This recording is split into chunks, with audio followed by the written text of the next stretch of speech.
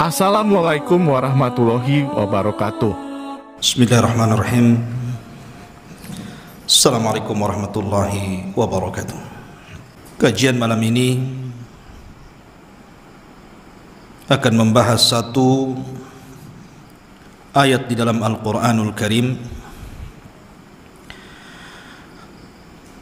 tepatnya dalam surah Al-An'am ayat ke-158.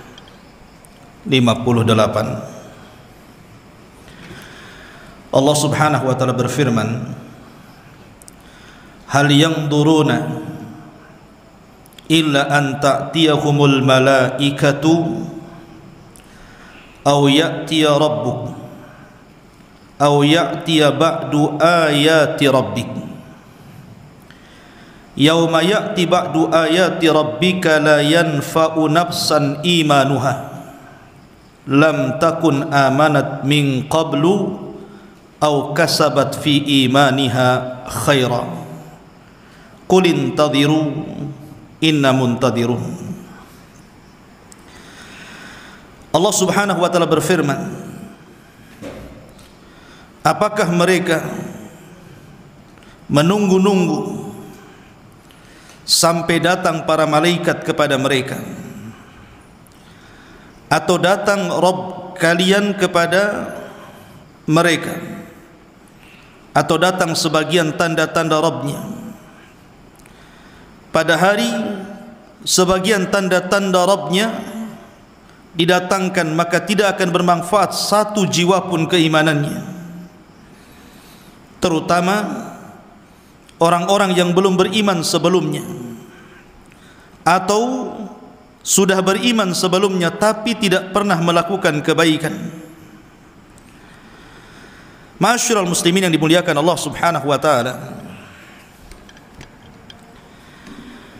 ayat ini menjelaskan tiga perkara. Pertama, an ta'tiyahumul malaika, datang malaikat kepada mereka. Menurut Al-Imam As-Sa'di dalam kitabnya Tafsir Kalimur Rahman, maksudnya adalah liqabdi arwahihim, fa innahum idza wasalu ila tilkal hali lam yanfa'uhumul iman wala salihul a'mal. Maksudnya para malaikat itu yang dimaksud malaikat di sini adalah malakul maut. Apabila datang mencabut ruh-ruh mereka dan mereka sudah sampai kepada perkara itu, maksudnya dicabutnya ruh, maka tidak bermanfaat iman mereka dan juga amal soleh mereka. Contohnya seperti Fir'aun, ketika dia tenggelam, dia sempat mengatakan amantu bima amanat bihi banu Israel, aku beriman seperti yang diimani Bani Israel. Tapi kemudian Jibril datang membawa tanah, kemudian disumpalkan di mulut Fir'aun agar Fir'aun tidak bertobat kepada Allah. Orang sepertimu wahai Fir'aun, inilah yang layak. Kemudian dilemparkan tanah itu ke mulutnya sehingga Fir'aun meninggal dalam posisi su'ul khatimah. Dan ini sebagaimana sabda Nabi SAW bahwa tobat seseorang itu akan diterima malam yugharghir, selama nyawa masih belum ditenggorokan. Kemudian yang kedua, au ya'tiya rabbuk, atau Rabbmu akan datang. Kapan itu? Li faslil qadha'i bainal ibad, ketika Allah Subhanahu wa taala datang untuk memutuskan setiap perkara hamba kelak di padang mahsyar. Dan ketika itu tidak ada manfaat kecuali amalan yang dibawanya. Karena Ali radhiyallahu anhu mengatakan, al-yaum yaumul amal wal ghad yaumul hisab. Hari inilah di dunia hari beramal, sementara besok nanti setelah kematian hanya tinggal hisab saja, perhitungan kita dengan Allah Azza wa Jalla. Kemudian yang ketiga, dan ini yang dimaksud kajian kita malam ini, au ya'tiya ba'du ayati rabbik, atau datang kepada mereka sebagian tanda-tanda Rabbmu. Maksudnya di sini ad-dalatu ala qurbi saati, tanda-tanda sebagian tanda-tanda Rabb yang akan didatangkan Allah kepada manusia, artinya tanda-tanda yang menunjukkan tentang dekatnya kiamat besar. Dan ma'ruf, sering saya ulang-ulang, bahwa tanda-tanda kiamat besar ada 10. Dimulai daripada Dajjal, kemudian turunnya Isa bin Maryam, kemudian munculnya Ya'juj dan Ma'juj. Ini tartib berdasarkan hadis. Tidak ada khilaf di antara ulama tartib yang 3 ini. Yang menjadi khilaf adalah ketika ayat-ayat dan tanda-tanda kiamat besar yang lainnya, seperti umpamanya gempa dari arah timur, kemudian gempa dari arah barat, kemudian gempa di Jazirah Arab, kemudian setelah itu munculnya dukhan, kemudian setelah itu terbitnya matahari dari arah barat, kemudian setelah itu munculnya dabatun minal ard, binatang yang keluar dari perut bumi dan bisa bicara, kemudian setelah itu angin yang datang yang menghembus membunuh orang-orang yang beriman walaupun memiliki sebiji zarah, kemudian munculnya api dari arah Aden yang menggiring manusia kepada tempat perkumpulan mereka di Syam. Lah 7 tanda ini menjadi khilaf para ulama mana duluan, sehingga tidak bisa dipastikan ini yang ini duluan, yang itu duluan. Itu kembali kepada ijtihad para ulama. Akan tetapi di sini Allah Subhanahu wa taala mengatakan dalam ayat setelahnya, Allah mengatakan yauma ya'ti ba'du ayati rabbik la yanfa'u nafsan imanuha. Ketika tanda-tanda besar dekatnya hari kiamat itu telah tiba, maka tidak akan bermanfaat satu jiwa pun keimanannya. Lam takun amanat min qablu, di mana orang ini sebelumnya memang tidak beriman, au kasabat fi imaniha khaira, atau mungkin sudah beriman tetapi tidak beramal saleh. Ada sebuah hadis yang kemudian menjadikan penafsir daripada ayat ini. Nabi sallallahu alaihi wasallam bersabda, hadis yang dikeluarkan Abi Hurairah radhiyallahu, hadis yang dari jalur Abi Hurairah radhiyallahu an, Nabi sallallahu alaihi wasallam bersabda, "Salasun idza kharajna la yanfa'u nafsan imanuha lam takun amanat min qablu au kasabat fi imaniha khaira." 3 perkara kata Rasulullah, apabila muncul maka satu jiwa pun tidak manfaat imannya. Lam takun amanat min qablu au kasabat fi imaniha khaira, terutama orang yang tidak pernah beriman sebelumnya atau sudah beriman tetapi tidak mengamalkan amal kebaikan. Kemudian Rasul menyebutkan 3 perkara. Pertama, tulu'us syamsi min maghribiha, terbitnya matahari dari arah barat. Kemudian yang kedua, ad-dajjalu, dajjal, keluarnya dajjal. Dan yang ketiga, wadabatul ardi, dan binatang yang keluar dari perut bumi yang akan bicara, tugasnya menstempel manusia mukmin dan kafir, itu saja. Terjadi iskal di sini, terjadi masalah dalam hadis ini. Di sini Nabi SAW menyebutkan kalimat dajjal. Okelah kalau matahari terbit dari arah barat, memang tobat seseorang tidak akan diterima. Kalau matahari sudah terbit dari barat, percuma beriman, percuma bertobat. Penyembah berhala sekalipun melempar patungnya tidak akan diterima tobatnya. Orang yang tidak pernah sholat kemudian sholat pun tidak akan diterima sholatnya. Ataupun mungkin yang ketiga, dabatul ard, binatang yang keluar dari perut bumi, yang kemudian tugasnya menstempel dahinya seorang yang beriman sehingga bercahaya dan menunjukkan keimanannya, kemudian menstempel hidungnya orang kafir menjadi gosong dan menunjukkan kekafirannya. Ini sebagai penguat dari tanda-tanda munculnya matahari dari arah barat. Jadi ketika muncul matahari dari arah barat, iman seseorang sudah tidak diterima lagi. Makanya muncul binatang yang menstempel mukmin dan kafir. Dua perkara ini disepakati bahwa kalau muncul tidak mungkin diterima imannya. Masalahnya di sini ada kalimat Dajjal. Dajjal ini kita tahu bahwa pendapat yang paling kuat wallahu alam berdasarkan banyak pendapat seperti Imam Ibnu Hajar, Al-Imam Al-Qurtubi dan banyak para ulama salaf yang lainnya mengatakan bahwa Dajjal itu adalah permulaan tanda dari tanda-tanda kiamat besar dan mukadimahnya munculnya Imam Mahdi. Lah Dajjal ini kita tahu bahwa datang mau fitnah yang sangat besar, karena biasanya orang itu kalau membawa fitnah di tengah-tengah manusia paling tinggi ngaku nabi, ngaku Imam Mahdi, ngaku malaikat Jibril, kan begitu. Tapi Dajjal ini bukan ngaku nabi, bukan ngaku malaikat Jibril, bukan ngaku Imam Mahdi, tapi dia ngaku Tuhan masalahnya. Sama dengan Fir'aun, tapi Fir'aun itu tidak sakti, buktinya dia tenggelam gitu ya. Tapi Dajjal ini diberikan kemampuan. Yang ingin saya katakan bahwa Dajjal ini berperang melawan pasukan Imam Mahdi.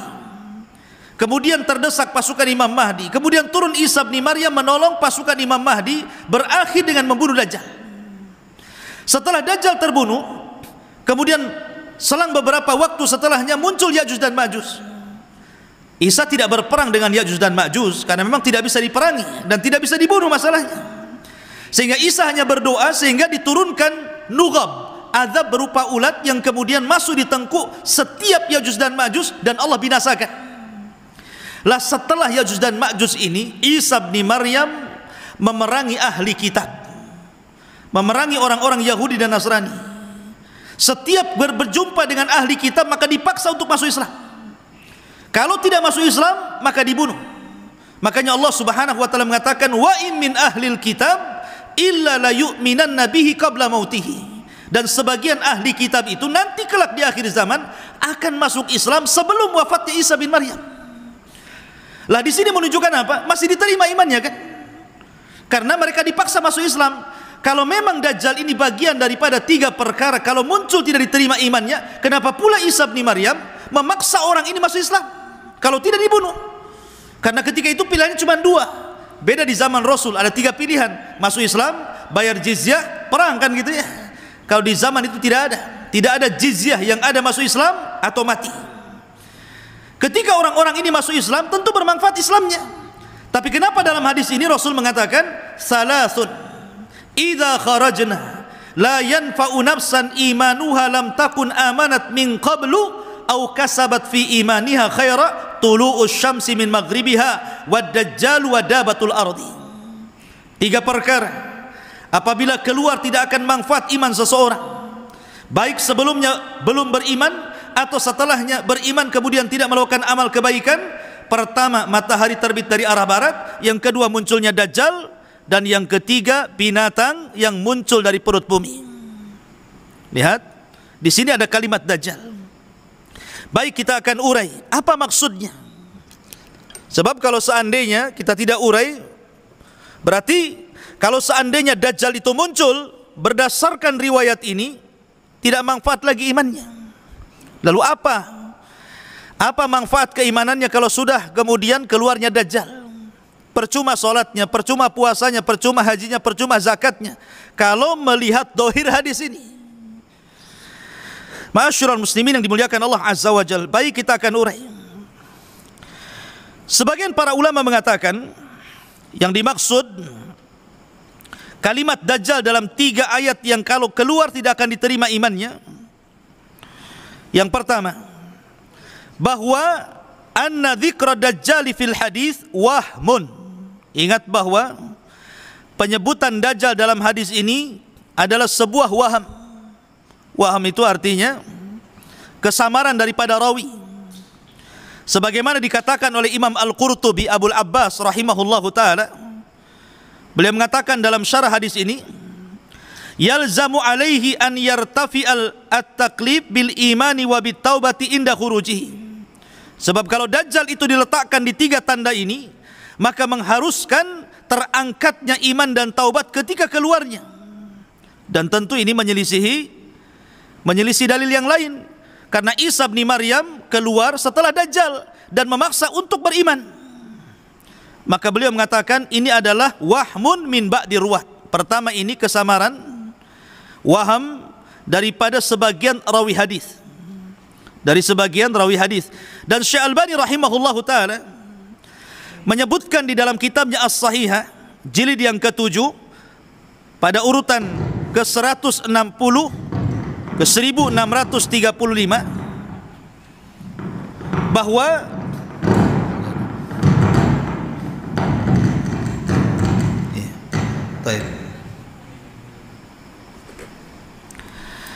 saya ulangi, bahwa Syekh Albani rahimahullahu taala menyebutkan dalam sahihnya terjadi beda cetakan di dalam kitab Al-Musnad. Harusnya yang menggantikan posisi Dajjal itu bukan Dajjal, tapi yang menjadikan posisi Dajjal adalah dukhan. Kemudian beliau mengatakan wala arahu illa tashifan, dan aku tidak melihat adanya perubahan lafaz ini karena ada kesalahan rawi. Jadi dari sini ikhwatu fiddin menunjukkan bahwa letaknya dukhan di mana? Letaknya dukhan itu masuk pada 3 tanda dari tanda-tanda kalau muncul berurutan, berarti iman seseorang tidak akan diterima. Menunjukkan bahwa tartib dukhan itu, dukhan dulu, matahari terbit dari arah barat, kemudian muncul dabatul ard. Itu tartib yang benar. Sebab kalau seandainya dukhan diawalkan, sebagaimana yang tersebar hari ini, bahwa dukhan itu adalah tanda pertama kiamat besar, sampai kemudian ada orang yang meramal, memprediksi, bahasa halusnya, bahasa kasarnya meramal gitu ya, mengatakan bahwa akan terjadi di 15 Ramadan kemarin, tetapi ramalannya meleset. Mungkin tengok jarinya tidak pas kali, jadi meleset. Subhanallah ya. Masyurul muslimin yang dimuliakan Allah Azza wa Jalla. Jadi di sini kata Syekh Albani rahimahullah taala ada tasif, ada perubahan di dalam cetakan dalam musnad itu, harusnya bukan Dajjal tetapi kalimat dukhan. Jadi ketika Rasul mengatakan 3 perkara, kalau seandainya datang tidak diterima iman seseorang, baik sebelumnya beriman atau sudah beriman dan tidak beramal soleh, maksudnya yang pertama terbitnya matahari dari arah barat, kemudian dukhan, kemudian munculnya binatang dari perut bumi. Begitu tertibnya. Ini jawaban yang pertama. Jawaban yang kedua, disebutkan para ulama bahwa kalau memang itu tidak ada perubahan wahmun dari rawi, anggaplah memang benar seperti itu tertibnya, bahwa 3 perkara itu sebagaimana zahirnya redaksi hadis, bahwa terbitnya matahari dari arah barat, kemudian Dajjal, kemudian munculnya binatang dari perut bumi yang bisa bicara, yang menstempel mukmin dan kafir itu. Maksudnya di sini 3 perkara ini kalau muncul semua. Jadi tidak bisa Dajjal muncul imannya tidak diterima, tidak. Harus 3-tiganya muncul. Dajjal muncul, matahari terbit dari arah barat, kemudian muncul binatang dari perut bumi, baru dikatakan imannya tidak diterima. Ini jawaban yang kedua. Jawaban yang ketiga, karena di masa Dajjal itu orang disibukkan dengan ketakutan yang luar biasa, dengan fitnah yang luar biasa, sehingga mereka dilupakan dari beramal soleh karena ketakutan yang berlebihan. Jadi karena takutnya dengan Dajjal, akhirnya kemudian mereka pun disibukkan dengan ketakutan sehingga tidak beramal soleh. Ada yang kemudian mentakwil seperti itu, tapi terlampau jauh. Wallahu a'lam. Maka kalau kita melihat dari 3 alasan ini, yang lebih akrab wallahu alam adalah yang pertama, bahwa tertibnya adalah terbitnya matahari dari arah barat, kemudian dukhan, kemudian dabatul ard. Tetapi susunannya dukhan dulu, baru terbit matahari dari arah barat, baru kemudian munculnya binatang dari perut bumi. Karena dukhan itu tanda yang terakhir di mana orang diberikan kesempatan untuk bertobat. Dia tanda terakhir dia. Ketika muncul dukhan itu diberikan kesempatan, kalau masih bertobat diterima tobatnya, kalau tidak bertobat maka selang beberapa waktu terbit matahari dari arah barat. Ketika itulah Rasul mengatakan salasun, 3 perkara idza kharajna la yanfa'u nafsan imanuha, kalau keluar tidak mungkin manfaat imannya. Maka di sini letak dukhon di pertengahan. Wallahu a'lam. Karena itu yang paling banyak dikuatkan para ulama salaf. Tapi sekali lagi ini tidak menjazmkan, karena ijtihad para ulama tentang tartib ini banyak sekali. Tapi ini yang lebih akrab dengan dalil. Kita kan kembali kepada dalil dan penjelasan para ulama, itu lebih selamat daripada memperbanyak prediksi-prediksi yang tidak ada, yang omong kosong, akhirnya tidak terjadi, jadi malu jadinya. Ketika tidak terjadi kan malu jadinya. Ketika malu, dicabutnya fatwanya. Ketika dicabut, ya, kalau seandainya dia kemudian meralat masih mendingan. Terkadang sudah meralat masih juga ada orang yang kemudian sebagian manusia itu ngeyel. Oh, mungkin dukhonnya tidak terjadi, tapi Imam Mahdinya akan muncul. Nah gitu. Jadi dukhonnya nih oke lah, dilewatkan dukhonnya karena nggak terjadi tanggal 15 kemarin, sehingga sudah bab dukhon sudah selesai. Karena kalau bab dukhon ini nunggu Ramadan lagi, baru diangkat lagi, itu pun kalau Ramadannya tanggal 15 hari Jumat. Ketika kemudian ini dikat, tanda kiamat yang lain dibesar-besarkan. Sekarang apa lagi? Mahdi. Kan gitu ya. Sekarang yang digembor-gemborkan itu Imam Mahdi. Bahwa Imam Mahdi akan keluar tahun 2020. Ada yang mengatakan 2022. 2022. Masya Allah. Dengan sangat yakin dan pastinya mengatakan seperti itu, walaupun lisan halnya kadang-kadang mengingkari, aneh. Ketika dia sudah menyebutkan tempatnya, menyebutkan usianya, kemudian memprediksi akan kekacauan besar. Nanti nih kalau tidak terjadi, mungkin Imam Mahdi sudah nggak bicara lagi, mungkin yang lain lagi Dajjal katanya. Jadi begitulah akhirnya prediksi. Agama ini berdasarkan syariat, ikhwan. Ada Quran, ada sunnah. Tidak mungkin kedua pusaka ini menyesatkan orang. Makanya Rasul mengatakan, taraktu fikum amraini lan tadhillu ma tamassaktum bihima, kitaballahi wa sunnati. Kutinggalkan kepada kalian dua perkara ya. Kalau kau pegang dua-duanya, kalian tidak mungkin sesat. Yang sesat itu kalau seandainya keluar daripada Al-Quran dan Sunnah. Karena kesesatan itu cuma dua. Munculnya pemahaman yang salah ketika berdalil itu dua. Satu, dalilnya palsu, dalilnya lemah. Kalau dalilnya palsu, dalilnya lemah, bagaimana mau beristidlal mengambil pelajaran daripada dalil? Asalnya saja sudah salah, bagaimana cabangnya? Ini satu. Dan ini yang banyak hari ini. Ketika mereka menggembar-gemborkan dengan hadis maudhu, dengan hadis palsu, kemudian mereka dengan sangat yakin menjabarkan hadis itu, yang tidak mungkin terjadi, omong kosong. Kenapa? Dalilnya saja tidak ada, karena bukan dari Nabi. Atau yang kedua, dalilnya sahih, tetapi dicocok-cocokkan logika. Dalilnya benar, Quran, Sunnah, Bukhari, Muslim.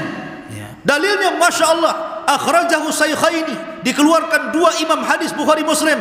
Tetapi cara memahaminya tidak kembali kepada para ulama, tapi kembali kepada otak, kembali kepada cocok logika.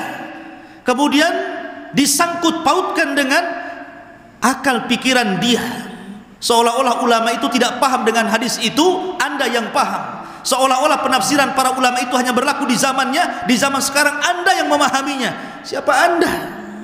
Ya. Makanya terjadi kesesatan jadinya. Lah dari sini ma'asyiral muslimin yang dimuliakan Allah Azza wa Jalla, maka alhamdulillah Ramadan tenang, kaum muslimin bisa beribadah lagi dan tidak perlu khawatir lagi dengan ada dukhon, karena dukhonnya sudah lewat. Dukhonnya sudah nggak ada lagi. Nanti wallahu a'lam, dukhon itu pasti ada, tapi jangan dipastikan. Karena dukhon itu tanda-tanda langit. Kenapa pula ada di bumi? Dukhon itu kan tanda-tanda langit. Dia muncul di langit, Tuhan itu bukan dari bumi. Itulah berdasarkan penafsiran Imam Qurtubi rahimahullahu taala ketika mentafsirkan ayat Tuhan. Itu tanda-tanda langit, bukan tanda-tanda bumi. Makanya Imam At-Tayyib mengatakan bahwa ada tanda-tanda yang bisa merubah bumi, ada tanda-tanda yang bisa merubah langit. Salah satunya Tuhan, karena memang muncul dari langit. Allah yang munculkan Tuhan itu dari langit, bukan timbul dari bumi. Apalagi kemudian akibat daripada bongkahan dan jatuhan meteor yang sangat besar 20 kali lipat dari lapangan bola, kemudian akan menimbulkan asap yang tebal yang membungkus satu dunia. Wah, ini payah ini kalau udah gini. Masyarul muslimin, dari mana ini asal usulnya? Siapa yang mentafsirkan? Ya. maka tinggalkan cocok logi itu sudah. Akal itu dilahirkan untuk patuh kepada Quran dan Sunnah, bukan untuk mengakal-akali Quran dan Sunnah. Sebab kalau agama ini akal-akalan, ketika membasuh sepatu itu bukan atasnya tapi bawahnya, karena yang kotor bawahnya. Kenapa syariat mengusap sepatu di atas padahal yang di atas itu bersih, yang di bawah itu kotor? Karena agama ini bukan akal-akalan. Orang kentut, harusnya yang dibasuh itu pantatnya. Kenapa pantatnya nggak disalahkan? Semua dibasuh pula. Karena memang agama bukan logika. Orang junub mengeluarkan sperma. Sperma itu tidak najis. Kalau kencing najis, harusnya yang mengeluarkan najis itu yang mandi. Ini yang mengeluarkan tidak najis, tidak mandi. Aneh, logikanya di mana? Air mandi kan tidak najis, kenapa suruh mandi? Kencing najis, kenapa tak suruh mandi? Menunjukkan agama bukan akal-akalan. Agama itu kepatuhan, ketundukan. Sudahlah, berhenti cocok logi itu, meresahkan umat saja. Maka saya nasihati, bertobatlah mumpung masih ada waktu. Pertama, mumpung Anda belum mati. Yang kedua, mumpung matahari belum terbit dari arah barat. Tobat, kembalikan fatwanya, kembalikan kepada para ulama, supaya masyarakat tenang. Masyarakat tenang, masyarakat bisa ibadah. Ajak mereka, badiru bil a'mali fitanan, ajak mereka beramal. Sekarang ini waktu fitnah, fitnah banyak. Kesyirikan merajalela, orang yang menentang sunnah di mana-mana, istihza dengan agama luar biasa semenjak ada medsos ini. Salat kemudian dibuat main-main, Nabi dilecehkan, Al-Quran diinjak-injak. Ini kita perang dengan fitnah. Ya. Harusnya ini yang dibenahi, akidah manusia kita benahi. Ajak manusia, ajarkan ilmu yang benar, akidah yang kuat, tauhid yang mantap, supaya umat ini bisa beribadah dengan baik dan membawa berkah bagi negara ini, daripada hanya ditakut-takuti terus. Karena persiapan fisik itu nomor berapa? Persiapan iman itu yang sesungguhnya. Apalagi di bulan Ramadan, maka khusyukan puasa, khusyukan tarawih, khusyukan qiraatul Quran, bermunajat kepada Allah agar kita minta dibebaskan dari api neraka. Subhanakallah bihamdika, asyhadu an la ilaha illa anta, astaghfiruka wa atubu ilaik. Allahu ta'ala alam. Assalamualaikum warahmatullahi wabarakatuh.